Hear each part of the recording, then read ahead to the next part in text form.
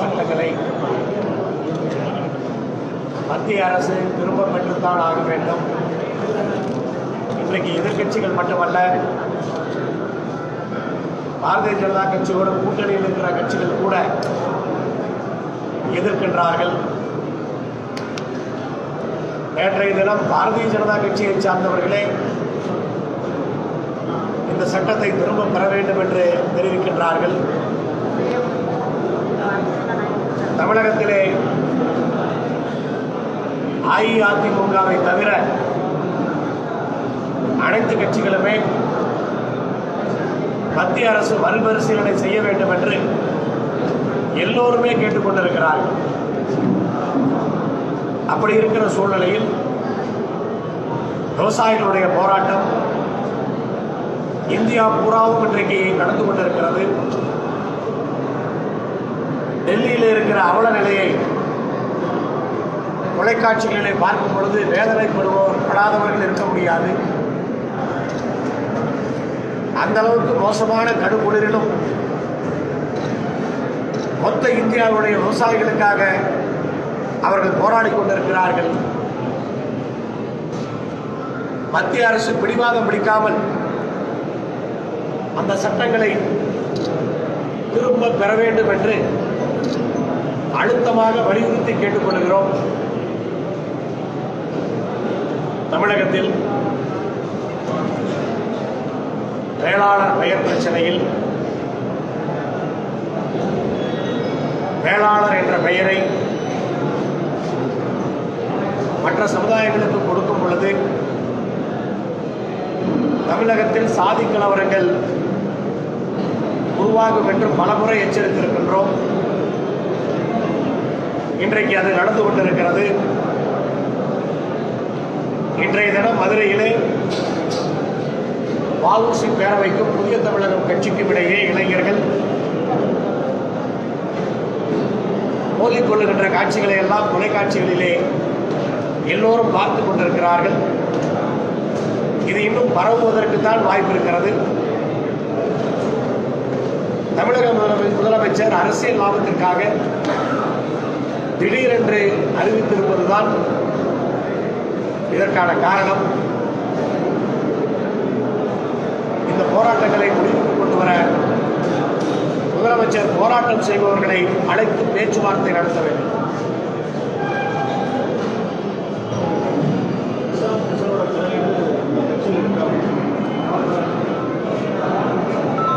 பிரசாந்த் கிஷோர் திராவிட முன்னேற்ற கழகத்தினுடைய கூட்டணி வெற்றி பெற வேண்டும் என்பதற்காக திராவிட முன்னேற்ற கழகத்தால் ஒப்பந்தம் போடப்பட்டு இன்றைக்கு தமிழகம் பூராவும் செயல்பட்டுக் கொண்டிருக்கிறார்கள். அவர்களை பொறுத்தவரை உண்மை நிலையை விசாரிக்கிறார்கள். திராவிட முன்னேற்ற கழகம் மட்டுமல்ல, எங்களுடைய அனைத்து பொறுப்பாளர்களிடத்திலும் அந்தந்த மாவட்டத்திலே பல கேள்விகளை கேட்கின்றார்கள். அதற்கான பதிலை எங்கள் பொறுப்பாளர்கள் கொடுத்துக் கொண்டிருக்கிறார்கள். அதை ஆக்கப்பூர்வமாக அவர்கள் செய்து கொண்டிருக்கிறார்கள். இதில் யாருக்கும் தொந்தரவு என்பதெல்லாம் கற்பனை. உங்களுக்கு 2000 ரூபாய் கொடுத்திருக்காரு முதலமைச்சர் அறிவிச்சிருக்காரு. மக்கள் கொரோனாவால் பாதிக்கப்பட்டு சாப்பிடுவதற்கு கூட வழி இல்லாமல் தொழிற்சாலைகள்லாம் மூடப்பட்டு வேலை இழந்து கஷ்டப்பட்டுக் கொண்டிருந்த போது எதிர்க்கட்சிகள் அனைத்தும் ஒன்று சேர்ந்து தமிழக அரசிடத்திலே ஒரு 5000 ரூபாயாவது ஒரு குடும்பத்துக்கு கொடுக்க வேண்டும் என்று நியாயமான ஒரு கோரிக்கையை வைத்தோம். அன்றைக்கு முதலமைச்சர் ஏளனம் செய்தார். இதற்கெல்லாம் நிதி எங்கிருக்கிறது? எதிர்க்கட்சிகள் தெரியாமல் பேசுகிறார்கள், புரியாமல் பேசுகிறார்கள் என்று உதாசீனப்படுத்தினார். இன்றைக்கு தேர்தல் வரும்போது நிதி தானாக வருவது போல தெரிகிறது. மக்களுக்கு கொடுத்திருப்பதை வரவேற்கின்றோம். அதில் எந்த தவறும் கிடையாது. ஆனால் கொரோனா காலத்திலே கொடுக்காமல் மறுத்ததோடு மட்டுமல்லாமல் எதிர்க்கட்சிகளுடைய கோரிக்கையை ஏளனப்படுத்தியது எந்த விதத்திலே நியாயம்? கொரோனா பாதிப்பிலிருந்து எதிர்க்கட்சி தலைவரும் எதிர்க்கட்சிகளும் சொல்லுகின்ற அந்த விஷயங்களைத்தான் கொஞ்சம் தாமதமாக தமிழக அரசு செயல்படுத்திக் கொண்டிருக்கிறது. இந்த விஷயத்திலும் கொரோனாவுக்காக நாங்கள் 5000 ரூபாய் கேட்டோம். இன்றைக்கு தாமதமாக, அன்றைக்கு கொடுத்திருந்தால் எதிர்க்கட்சிகள் கேட்டு கொடுத்ததாக ஆகிவிடும். அப்போதே திட்டமிட்டு தேர்தல் நேரத்திலே கொடுப்பதன் மூலமாக தேர்தலிலே ஓட்டுக்களை பெறுவதற்காக உள்நோக்கத்தோடு இருந்திருக்கிறார்கள் என்று புரிகின்றது. ஆனால் வருகின்ற சட்டமன்ற தேர்தலிலே அப்படிப்பட்ட நினைப்புகள் எல்லாம் பலிக்காது. மக்கள் உண்மையிலேயே எதிர்க்கட்சிகள் கொரோனாவுக்காக கேட்ட 5000-லே 2500 கொடுத்திருக்கிறார்கள் என்றுதான் நினைக்கின்றார்கள்.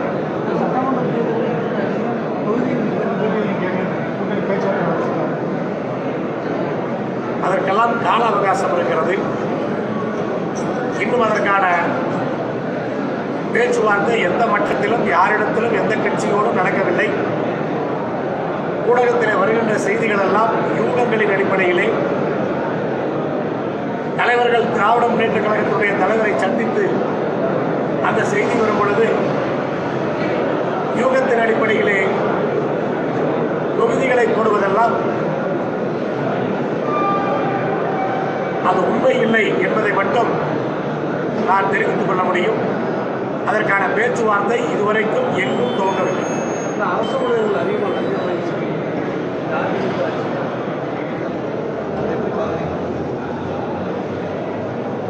பல அரசு ஊழியர்களுடைய இல்லங்களிலே கட்டுக்கட்டாக கோடிக்கணக்கிலே பணம் கைப்பற்றப்படுகிறது. குறிப்பாக சமீப காலங்களிலே சுற்றுச்சூழல் துறையிலே இருக்கின்ற அதிகாரிகளிடத்திலே கோடிக்கணக்கிலே பணம் பறிமுதல் செய்யப்பட்டிருக்கிறது. நீதிமன்றமே தமிழகத்துடைய மாசு கட்டுப்பாட்டுத்துறை மாசடைத்திருப்பது என்று சொல்லியிருக்கிறது என்றால் எந்த அளவுக்கு ஊழல் குறையோடு கிடக்கிறது என்பதை புரிந்து கொள்ள வேண்டும். எல்லா துறைகளிலுமே லஞ்சமில்லை என்று சொன்னால் தமிழகம் மிகப்பெரிய வளர்ச்சியை பெற்றிருக்கும். இன்றைக்காவது மக்கள் விழித்துக் கொண்டு ஊழல் லஞ்சத்திற்கான வாய்ப்புகளை கொடுக்கக்கூடாது என்பதுதான் எங்களுடைய கோரிக்கை. கடன் துறை 5 லட்சம் கோடி அது 10 வருஷத்தில் 4 லட்சம் கோடி இது மக்களை ரொம்ப சிரமப்படுத்தக்கூடிய ஒன்றாக இருக்காங்க. அதுக்கு நீங்கள் ஆட்சிக்கு வந்தால் நீங்கள் என்ன செய்யணும்? தமிழக அரசை பொறுத்தவரை வரி வருமானத்தை மட்டுமே நம்பி இருக்கிறார். தமிழக அரசுக்கு பல வழிகளிலே ஆக்கப்பூர்வமான வருமானங்களை உருவாக்க முடியும். வரி வருமானத்தையும் டாஸ்மாக் வருமானத்தையுமே நம்பி ஆட்சி நடத்தி கொண்டிருந்தால் இப்படி கடன் ஏறிக்கொண்டேதான் இருக்கும். அதை பற்றி யோசிக்காமல் வரியாகவும் டாஸ்மாகிலும் வருகின்ற பணத்தை எப்படி செலவு செய்யலாம் என்று யோசிக்கிறார்களே ஒழிய தமிழகத்துடைய வருமானத்தை அதிகப்படுத்துவதற்கான எந்த முயற்சியும் எடுக்கப்படவில்லை. சிம்பிளா சொன்னால் அனைத்து துறைகளிலுமே ஊழல் இருக்கின்றது. சாலைகளாக இருந்தாலும் கட்டிடங்களாக இருந்தாலும் திட்ட மதிப்பீட்டிலே 50% தொகைதான் செலவிடப்படுகின்றது. மீதி தொகை செலவிடப்படவில்லை. அதனால் 50 ஆண்டுகளுக்கு இருக்க வேண்டிய சாலையோ கட்டணமோ தரமில்லாத காரணத்தினால் 10 ஆண்டுகளிலே இடிந்து போகிறது. மறுபடியும் அதை அந்த திட்டத்தை மறுபடியும் செயலாற்ற வேண்டியிருக்கிறது. அப்ப 1 மடங்கு செலவு செய்வதற்கு பதிலாக 5 மடங்கு செலவு செய்கிறார்கள். ஒரு 2000 கோடியிலே ஒரு திட்டத்தை நிறைவேற்றினால், தரமாக செய்தால் அது 50 ஆண்டுகளுக்கு இருக்கும். தரமில்லாது செய்கின்ற காரணத்தினால் 10 ஆண்டுகளிலே மறுபடியும் அதை செய்கிறார்கள். அப்ப 5 முறை 2000 கோடியிலே செய்ய வேண்டியதை 10,000 கோடியிலே செய்கிறார்கள். இப்படி இந்த ஊழலையும் லஞ்சத்தையும் நிறுத்தி அதை சரி செய்தாலே டாஸ்மாக் உடைய வருமானத்தை நம்பி இந்த அரசாங்கம் இருக்க வேண்டிய அவசியம் கிடையாது. தமிழகத்தில் நடிகர்களோட அரசியல் எப்படி இருக்கு? தமிழகத்திலே நடிகர்களுடைய அரசியல் என்பது இன்றைக்கு புதிதல்ல. எந்த தேர்தல் வந்தாலும் சில நடிகர்கள் அரசியலுக்கு வருவது பற்றி ஊடகங்களிலே பெரிய செய்திகள் வருகின்றன. அதை ஊடகங்கள் பெரிதுபடுத்துகிறார்கள் என்பதுதான் என்னுடைய எண்ணம்.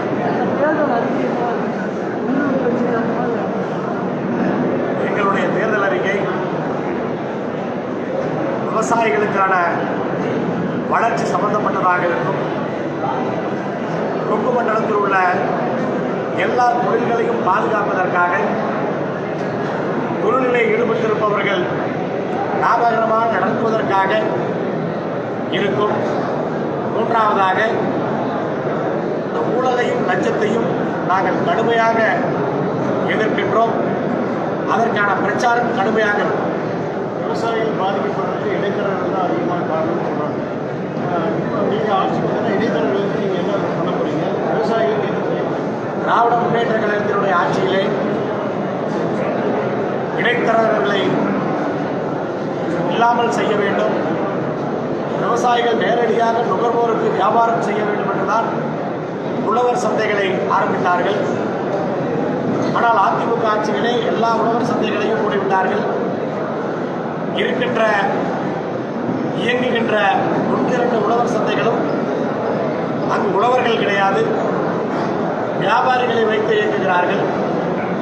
கண்டிப்பாக ஆரம்பிக்கப்பட்ட உழவர் சந்தைகள் அத்தனையும் உழவர்களால் நடத்தப்படும். எல்லா இடங்களிலும் உழவர் சந்தைகள் புதிதாக உருவாக்கப்படும். அதுதான் இடைத்தரகர்கள் இல்லாமல் விவசாயிகள் தங்களுடைய பொருளுக்கு உரிய விலையை கிடைப்பதற்கு உரிய வழியாக இருக்கும்.